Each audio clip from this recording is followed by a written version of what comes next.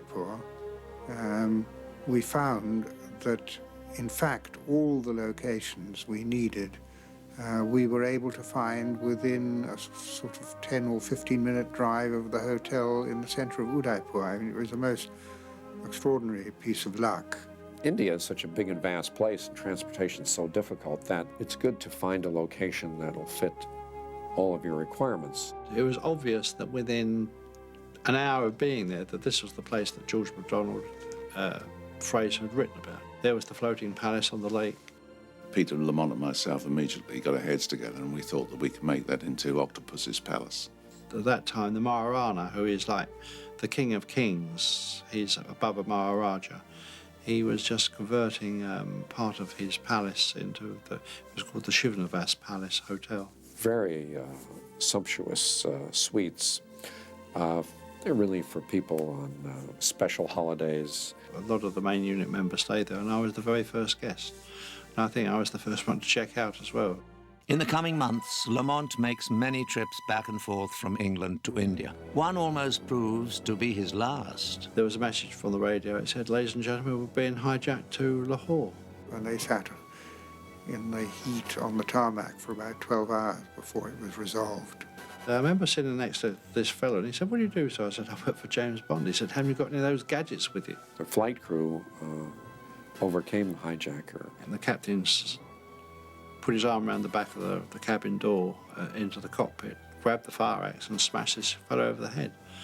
And as he kind of fell out the door, he kind of grabbed hold of the frame and got his pistol ready to fire, and of course just lost his balance and fell out. And then there was a rat-a-tat of machine guns outside, and everybody just fell to the floor. It was very worrying because we didn't feel it was a good idea for them to deprive us of our production designer.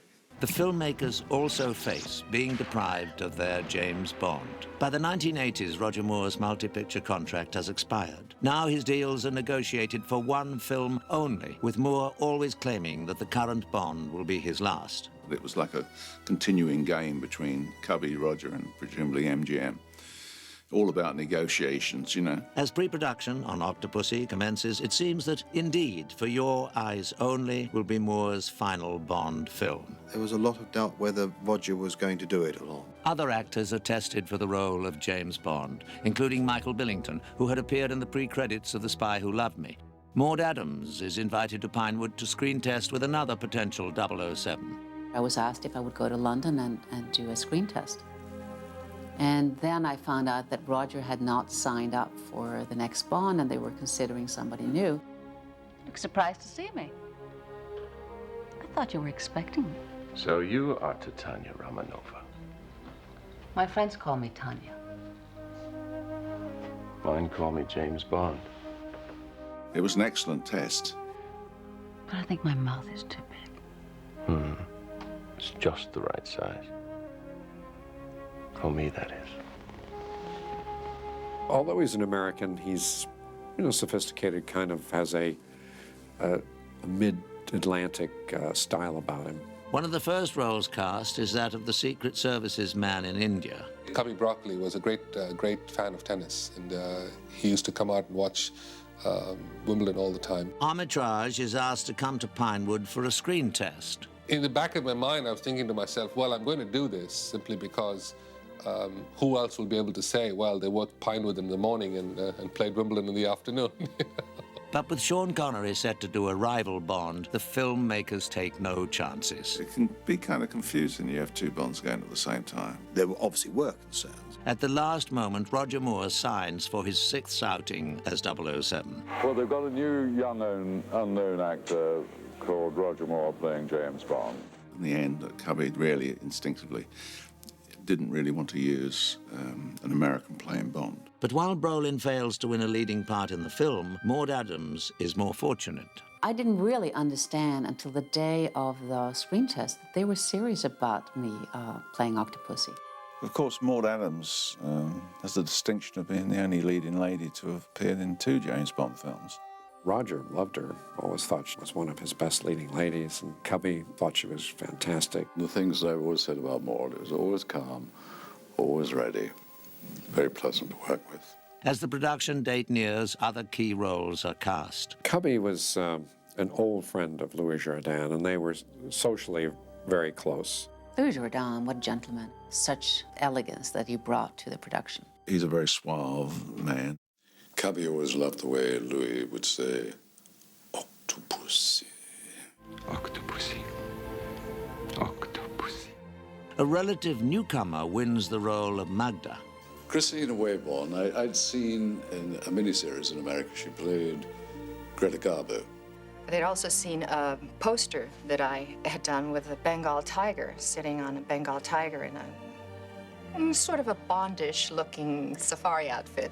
The part called for a very athletic person, and she was extremely athletic and beautiful and a good actress. Once again, I got to play with a Swedish actress. It was really quite extraordinary that in both of the films that I did, I had Swedish co-stars. Although she and Maud were both Swedish, she was a very good contrast. It made a lot of fun for me, of course, because we had a lot of things in common and we could speak our Swedish when we didn't want anyone to hear us. Indian actor Kabir Bedi is chosen for the role of Gobinda. I played more the physical villain rather than the intellectual villain. The sort of jaws of Octopussy. Kabir Bedi came with a reputation because he was a big heartthrob in Italy. Casting director Debbie McWilliams finds another actor with a reputation for the pivotal role of General Orloff. Barbara had seen a play of mine called Greek in L.A., which was a huge hit in a small theater. Stephen Berkoff arrived for his audition in a full samurai suit, looking absolutely extraordinary. He's just a power to be reckoned with. Stephen Berkoff, the most flamboyant actor, was a wonderful Russian villain. He gave it all this energy. The West is decadent and divided. Very talented man. Production now begins in earnest on the film, whose title is a source of some controversy.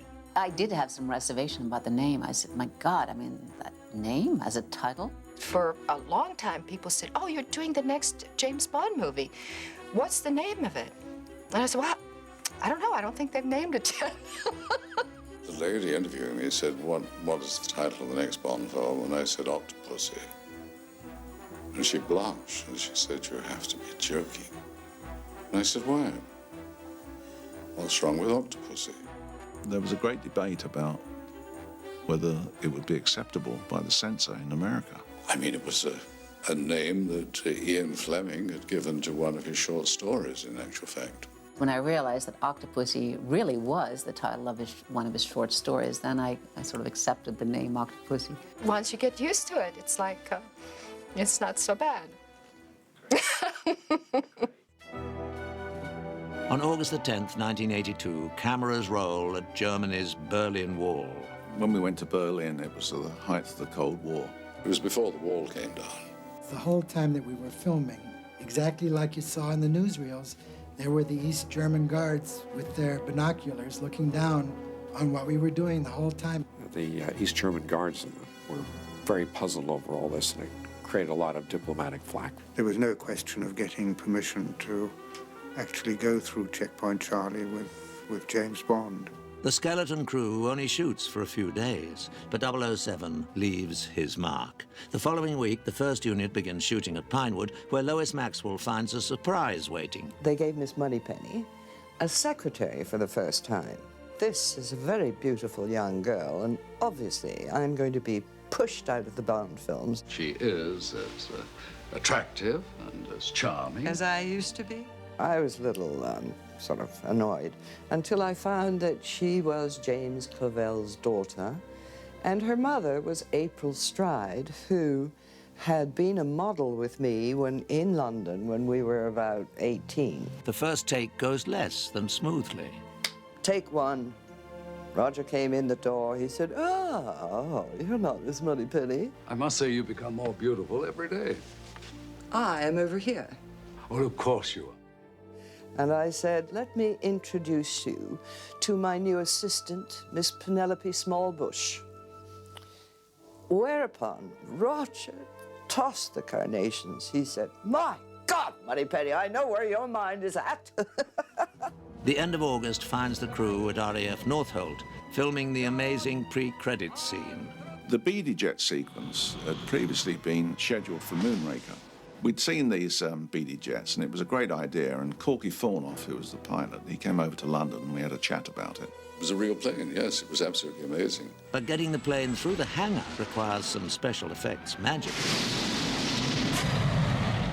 It was built up with lots of models and stunts and foreground miniatures. You can actually put an object in the foreground and make it merge with a building in the background so it appears to be part of that building. We used a third scale door and a